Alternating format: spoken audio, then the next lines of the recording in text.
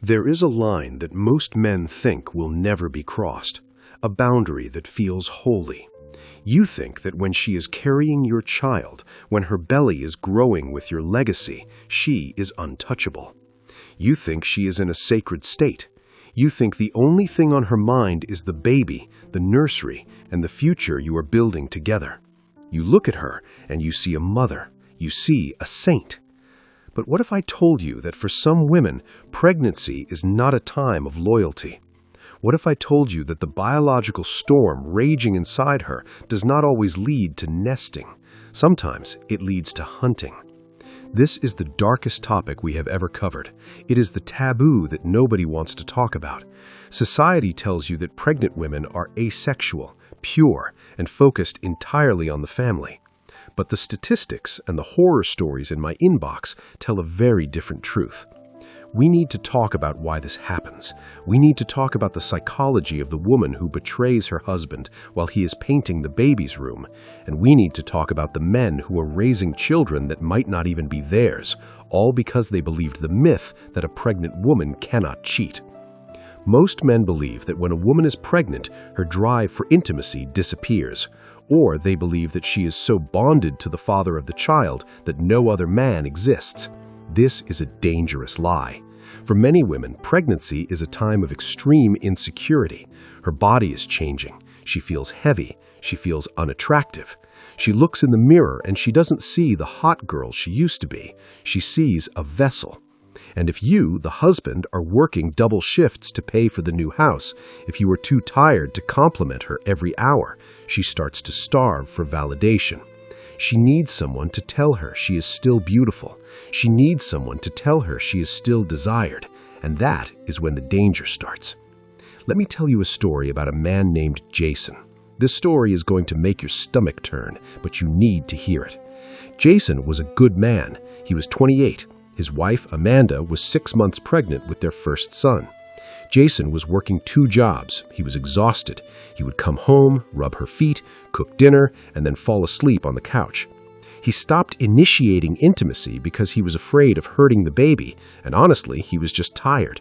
He thought he was being respectful. He thought he was being a good provider. Amanda didn't see it that way. She saw a man who wasn't looking at her anymore.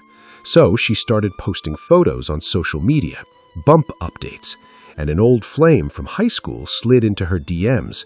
He told her, "You look glowing. Pregnancy makes you look sexy." That was all it took. 1 drop of water in the desert. She started meeting him for lunch. Then lunch turned into going to his apartment. While Jason was at the furniture store buying a crib, his pregnant wife was with another man. She told herself it wasn't cheating because it was just physical. She told herself she needed to feel like a woman again before she became a mom. The mental gymnastics were gold medal level. Jason found out 2 weeks before the due date. He saw a text on her phone that said, "Can't wait to see you and the belly again." Jason fell to his knees. He literally collapsed. The betrayal wasn't just about her body. It was about the child. She had endangered his son. She had brought a stranger's energy into the womb. Jason is the loser in this story, not because he did anything wrong, but because he was blind.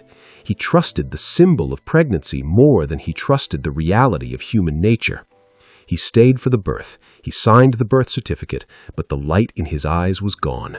He is raising that boy now, but every time he looks at his wife, he sees a monster.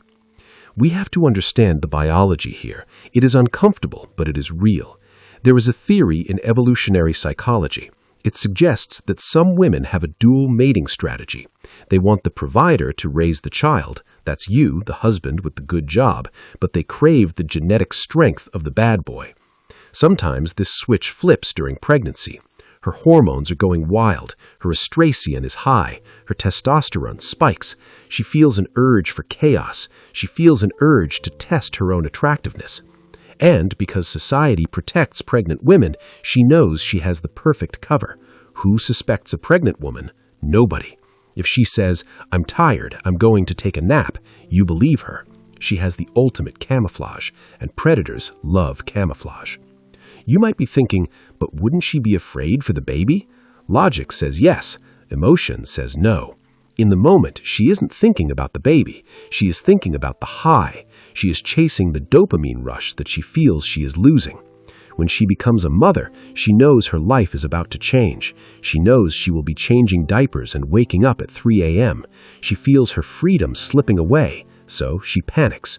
She wants one last taste of freedom, one last taste of being the girl instead of the mother. It is a midlife crisis squeezed into 9 months. Let's look at the nice guy trap in this situation. Most husbands become extra soft during pregnancy. They become servants. Yes, dear, whatever you want, dear. They stop being the leader and start being the butler. And while she appreciates the help, biologically her respect for you can drop.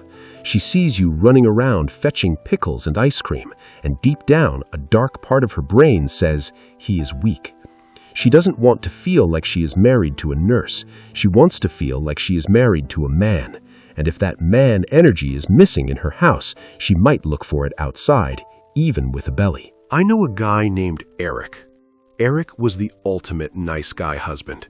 His wife was pregnant with twins. He did everything. He built the nursery, he took a second mortgage to get a bigger car. His wife complained that she felt gross. Eric said, "No, honey, you look cute." Cute. That was the wrong word. She didn't want to be cute, she wanted to be ravaged. She ended up having an emotional affair with her personal trainer. He didn't call her cute, he called her a mother goddess. He used words that triggered her primal brain. Eric found the emails. They were graphic. They were talking about things Eric was too respectful to even mention. Eric learned the hard lesson. Respect does not mean removing desire. You can respect the mother of your child and still treat her like a woman. If you treat her like a fragile glass vase, she will find someone who treats her like a human being. This brings us to the monkey branching phenomenon. Usually, monkey branching happens when a woman wants to leave one relationship for a better one, but during pregnancy, it is a temporary branch. She doesn't want to leave you, she needs your resources. She needs your health insurance, she needs your house. So she grabs the other branch for fun, but keeps her feet firmly planted on your branch for safety. She wants the best of both worlds. She wants the security of the husband and the thrill of the lover. And she justifies it by saying, I'm not leaving him, so it doesn't count. I'm still coming home to him every night, so I'm a good wife. The human capacity for self-deception is infinite. There is also the revenge cheating aspect. Pregnancy is hard. She is in pain. Her back hurts. Her feet are swollen. And she looks at you. You are sleeping fine. Your body hasn't changed. You can still go out for a beer. She starts to resent you. Why do I have to suffer while he stays the same? He did this to me. In her twisted logic, cheating becomes a way to even the score. It's a way to take back control over her body. This body isn't just an incubator for his child, it is mine, and I can do what I want with it. It is an act of rebellion against the biology that has trapped her. Let's talk about the winner mindset. How does a high-value man handle this period? Let's talk about David. David's wife was pregnant. David was excited, but he stayed sharp. He knew human nature. He didn't become a butler, he remained the king. He helped her, yes, but he didn't grovel.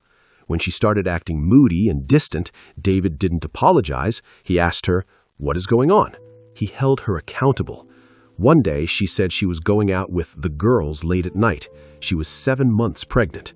David looked at her and said, "No, you need rest, and I don't want you in a bar environment right now. It's not safe." He set a boundary. She got mad, she pouted, but she stayed home. David didn't know it then, but she had planned to meet an ex-boyfriend at that bar, just to talk, she said. By setting a boundary, David prevented the opportunity. He showed her that he was paying attention. He showed her that he cared enough to say no. A woman feels safe when a man has boundaries. If you let her do whatever she wants, she feels like you don't care. David's wife later admitted to him, years later, that she was feeling wild that night. She thanked him for stopping her. David won because he wasn't afraid to be the bad guy to protect his family. You have to trust your gut. If she is suddenly hiding her phone, if she is suddenly showering immediately after coming home, if she is suddenly very concerned about her underwear or her grooming down there, do not say, "Oh, she's just nesting." Nesting is cleaning the house. Nesting is not buying expensive lingerie you never see. Wake up. The pregnancy glow is real, but the pregnancy shadow is real too. There is a disturbing trend of pregnancy fetish websites. Some women discover that there is a whole market of men who specifically desire pregnant women. If she's feeling ugly and she stumbles upon this attention, it can be like a drug. Suddenly she has hundreds of men telling her she is a goddess. If she has low self-esteem, she might engage with this. She might start chatting. She might start sending photos. And before you know it, she's meeting a stranger in a hotel room because she needs that fix of validation. It has nothing to do with you. It has everything to do with the hole in her soul that she is trying to fill. So what do? You cannot lock her in a tower, but you can remain the source. You need to be the source of her emotional stability and her validation, but you must also remain the inspector. Do not be afraid to look. Do not be afraid to ask questions. Who are you texting? Where are you going? You have the right to know. You are the father. That is your child she is carrying. You have a vested interest in her safety and her conduct. If she calls you controlling, you say, "I'm protective." There is a difference. We are going to go deeper in the next part. We need to talk about the postpartum danger zone, which is even higher risk. We need to talk about paternity fraud, the nightmare of raising a child you think is yours, only to find out 10 years later that the conception happened during that yoga class she went to. And I'm going to give you the specific signs to look for that are unique to pregnancy cheating. Now, we have to talk about the nightmare scenario, the thing that keeps men awake at night staring at the ceiling, paternity fraud. You think it's rare. You think it only happens on daytime TV shows with screaming audiences. You are wrong. Studies suggest that a significant percentage of men are raising children that are not biologically theirs, and they have no idea. When a woman cheats during pregnancy, especially in the early stages, she creates a lottery. Who is the father? Is it the husband? Is it the lover? She doesn't know, but she makes a choice. She chooses the husband. She chooses the safety. She tells herself, it's probably his. She buries the doubt deep in her mind. She convinces herself of the lie so thoroughly that she passes a polygraph test in her own head. And you are none the wiser. You cut the umbilical cord, you hold the baby, you cry tears of joy.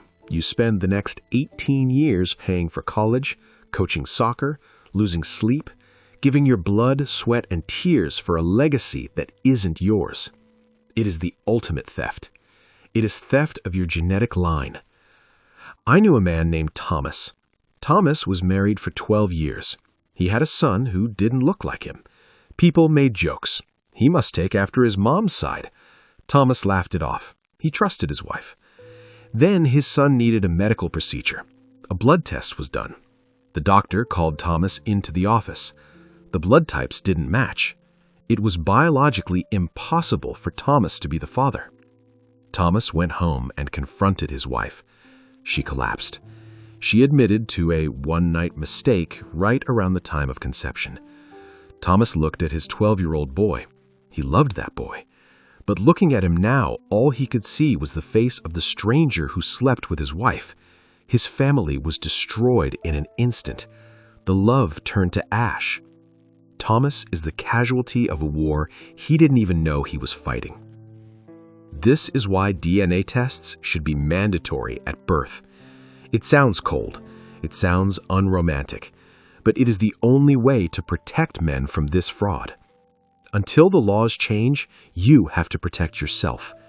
If you have any doubt, any gut feeling, any red flag during the pregnancy, get the test. Do it quietly if you have to, but know the truth. The truth might hurt, but a lie will kill you slowly over a lifetime. Now, let's shift to the postpartum danger zone. You think once the baby's born, the danger is over. She's tired, she's nursing, she's healing. Wrong. This is phase 2 of the risk. After the baby is born, the mother identity takes over completely. She feels unsexy. She feels like a milk machine. She hasn't slept in weeks. And you are tired too. You are stressed about the new bills. The romance in the marriage drops to zero. You stop seeing her as a woman and start seeing her as mom. You stop courting her. You stop looking at her with desire because you are afraid of waking the baby. This creates a vacuum. She is desperate to feel like a woman again. She is desperate to feel alive. And then she goes back to work, or she goes to the gym to lose the baby weight. And there he is, the coworker, the trainer, the guy who doesn't know about the diaper rash or the crying at 3 a.m. He just sees a woman. He compliments her. You look great. You don't look like you just had a baby. Those words are like heroin to her. She latches onto him because he represents an escape from her reality. When she's with him, she isn't a tired mom. She's a desirable woman. I call this the identity crisis affair. She isn't cheating because she hates you. She is cheating because she hates her new life. She misses her old freedom, and the affair is a portal back to her old self. So, how do you prevent this? How do you bulletproof your marriage during this vulnerable time? 1. Do not stop dating her. I know you're tired. I know the baby is crying, but you must date her. Even if it's just 10 minutes on the couch with a glass of wine. Look her in the eye. Tell her she is beautiful. Not, you're a good mom. Tell her you are hot. Remind her that she is still a sexual being. If she gets that validation from you, she won't need to hunt for it outside. 2. Watch the friends. Pay close attention to who she's talking to. If she has single friends who are partying, they are poison. They will tell her, you deserve a break. Come out with us. One drink won't hurt. Misery loves company. Single women often subconsciously want to drag married women down to their level.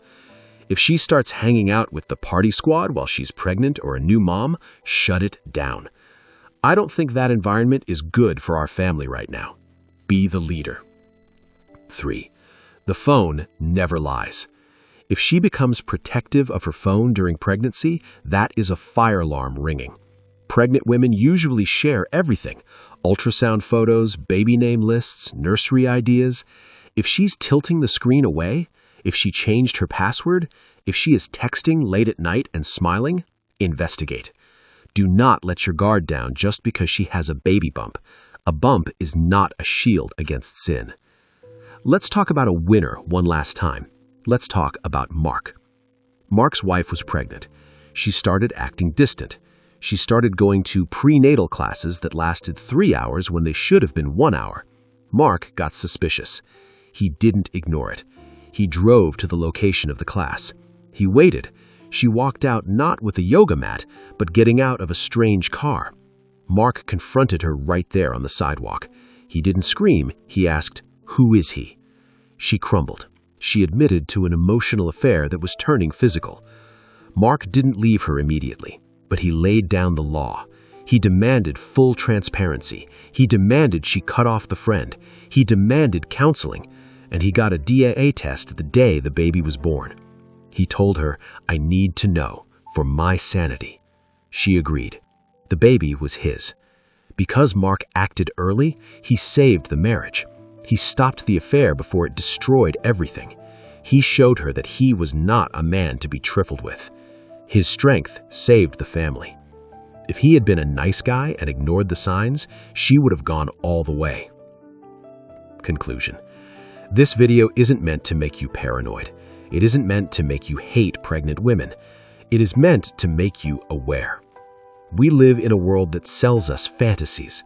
Pregnancy is pure. Mothers are saints. The reality is that women are human beings. They are flawed. They are driven by hormones, insecurity, and validation. Pregnancy is a high-stress, high-emotion time, and under pressure, cracks appear. If you are an expectant father, congratulations. It is the greatest job in the world. But do not fall asleep at the wheel. Keep your eyes open. Love her, support her, but lead her. Be the rock she can lean on, but be the wall she cannot cross. My ex-girlfriend, the one who tried to ruin me, she said I would never make it to 100,000 subscribers. She said men like us are a joke. She is watching this right now, hoping we fail. I need a small favor. Help me prove her wrong. Hit that subscribe button, drop a like, leave a comment. Let's show her that we are building an army of strong men who don't settle for disrespect. I want to ask you a question. I want to hear from the men who have walked through this fire. Have you ever noticed a strange change in your partner's behavior during pregnancy that made your gut instinct scream? Did she become secretive? Did she start dressing differently? Tell your story in the comments. Your story might save another brother from raising a child that isn't his. Let's help each other.